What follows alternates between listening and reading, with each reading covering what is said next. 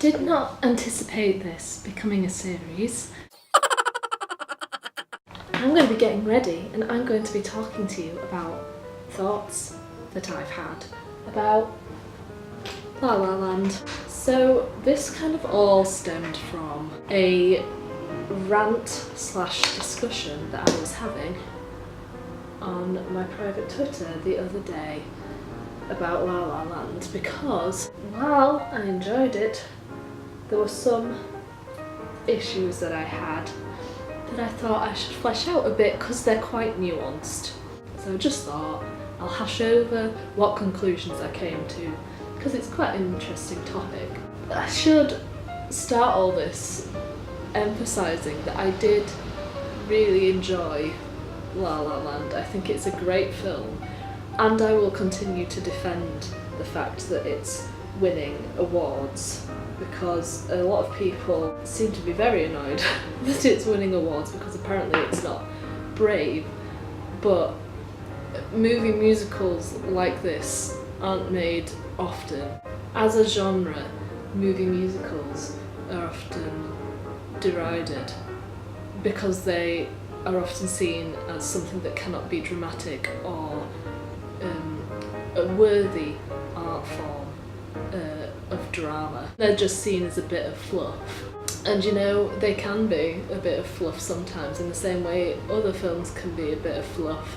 I think it's important what La La Land's doing is legitimising movie musicals as a dramatic piece and genre and way of expressing drama. In other ways it's not brave, but in its genre it's important that this has been made.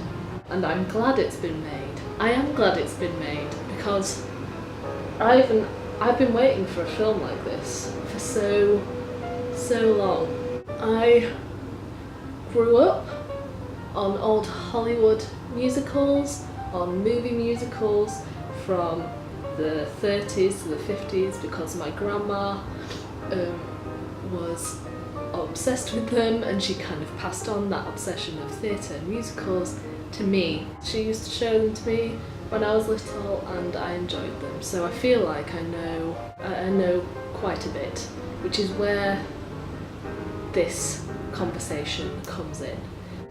While there's other criticisms to be made, my criticism with La La Land comes from putting it within the context of its own genre.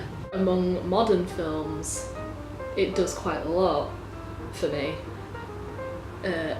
Within its genre, it doesn't live up to my favourites, and there are things which doesn't necessarily make it match up to its counterparts. My criticisms, I'm very aware, hyper criticisms, and also very niche. So let's just throw that out there, first of all. I'm just going to start where my other criticism started the other day, which was when I was listening to a Ryan Gosling interview where he didn't know anything about musicals, despite the fact throughout the press he'd been saying he grew up on musicals. And that's when I did become a bit of an asshole. Sorry about it, but this is my jam and I know so much about it. I was like, well, Ryan Gosling, your ineptitude is going to be remembered throughout history because there's a movie poster with an atrocious hand extension on it that's going to be memorialised for the rest of time. I mean, you've seen the poster, right? It's disgusting. Like, what the fuck? What the fuck? There are dance teachers across the globe just groaning into their hands. Their students are watching this and thinking that that's okay. I think that was my main criticism, is that the dancing was not nearly polished enough for an old classic Hollywood musical. Now, I'm aware that there is an artistic decision. I say that in inverted commas for a reason, but let's call it a decision for now. The dancing wasn't polished. According to the choreographer, the decision to make the dancing unpolished was to make it more emotional.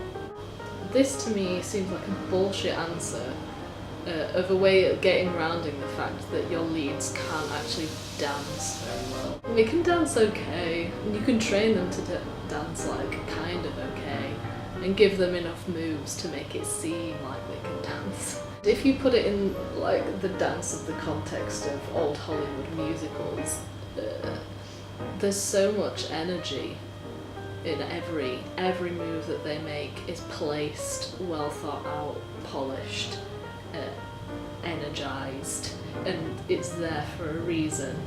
And there was some energy there, but there was no like urgency to it, which specifically on the hillside there should have been. So it ended up me, while I was watching it, being like, I'm enjoying this, but in the back of my head, the musical like film history nerd was being like, imagine if that was Gene Kelly and how much more you'd enjoy it. They're very good actors, don't get me wrong, but they're not true triple threats. It's unfortunate that they needed like Hollywood names to get it made, as is the state of musicals, because they're not respected enough as an art form by themselves, you know. From that point I just went back and watched loads of dancing sequences from older musicals.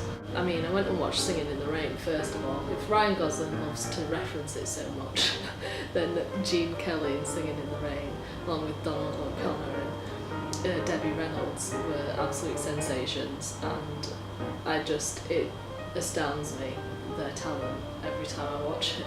And I wanted that urgency. I also watched Seven Brides for Seven Brothers because the energy and the dancing of the brothers in that musical is like my favourite. Apart from the problematic storyline, there's very little that I dislike about that film and how it's made. I think it's like a perfect musical, plot aside. There is no standard of movie musicals really, in the modern sense. So maybe you could now call them a triple threat, but certainly in the context of the others that come before them, they wouldn't have done. I think it was my friend Jazz that said that watching the hillside Lovely Night dance scene, I just kept thinking like, in an older film this would not be the final cut. I don't want to be that person who's like, I could have done it better, because I probably couldn't have done. There's a lot about this film that I really like. The directing, there's so many Easter eggs and like references to older classic films that I appreciated so much as a musicals fan. And I felt that love of the genre through Damien Chazelle. And you know, it's an artistic choice and all this kind of, yeah, okay, I get it and I can enjoy it. If anything, I find that quite insulting to the Hollywood musical, trying to insinuate that because they were so perfect at dancing, there wasn't enough emotion in what they were doing. If anything, there was like a heightened sense of emotion for me watching it. And I suppose that's a personal opinion. Oh, this is such a wanky video. And me just being like, well, in the good old days. Did no one else pine for like good dancing? Because it feels like something that people are willing to let slide. And for me, I'm really not. Also, I feel like there wasn't enough songs for it to be considered a musical. Someone in the Crowd is like one of my favourite things in the whole film. That whole sequence. But I feel like that's kind of it. Again, within the context of Hollywood musicals, there's usually a lot more singing. Maybe he was trying to just make it more palatable for non-musical audiences, but again, whatever.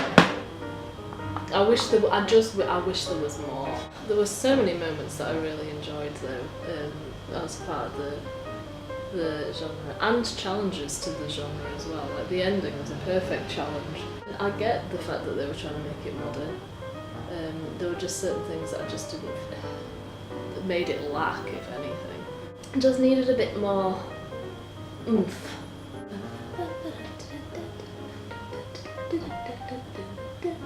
See, I'm singing it. I did really enjoy the music. Mia and Sebastian's theme is beautiful. The audition song made me cry.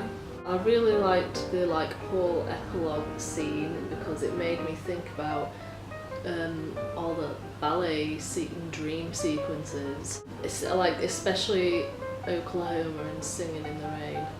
Those were the two that it made me think about. I think that's an important feature of musicals, of old Hollywood musicals, just really random, weird dream sequences. You're like, where does this come from? But I'm kind of okay with it.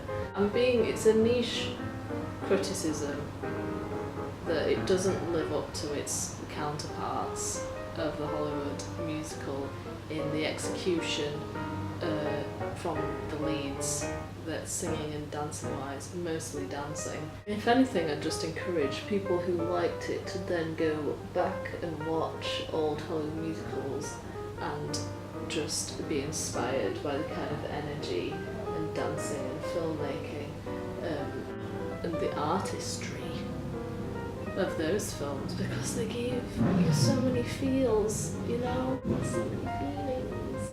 Like I said, I watched Seven Brides again and it got me, man. I was like, damn, they don't make films like this anymore. The closest I got to that was someone in the crowd. The closest I got to that kind of energy. It wasn't structured like a musical. It was much more like a film with songs. Yes, I have a Rogue One cup. What are you gonna do about it? I spend money on important things, I promise. It sounds really stupid of me to go on a 15-minute rant about problems that I had with the movie, and then to go on and say, no, I did like it though. But this is just how I express my love, is thinking about things critically. It's made me think, And I think that's important. I'm trying to put a positive spin on this video because I'm aware it's come out very long, rambly, and very self-indulgent, where I actually wanted it to be a nuanced conversation about how La La Land fits in the genre of movie musicals.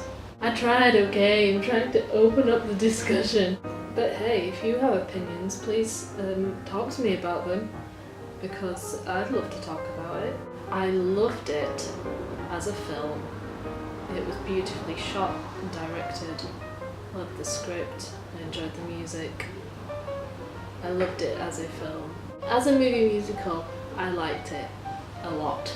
In the genre of the Hollywood classic musical, I don't rate it as much as I rate others. I think at the end of the day, I was always going to be harsh because it is, like I said, one of my favourite genres of film. I know so many of these films backwards. I was always going to be hypercritical of how it tried to honour the tradition, and in some ways it worked and in some ways it didn't, and that's just my personal opinion of how it fits in the canon. I hope it wins an Oscar for Best Director. I don't know. Once again, thank you for joining me on this completely unnecessary rant that I'm having as I get ready to go out.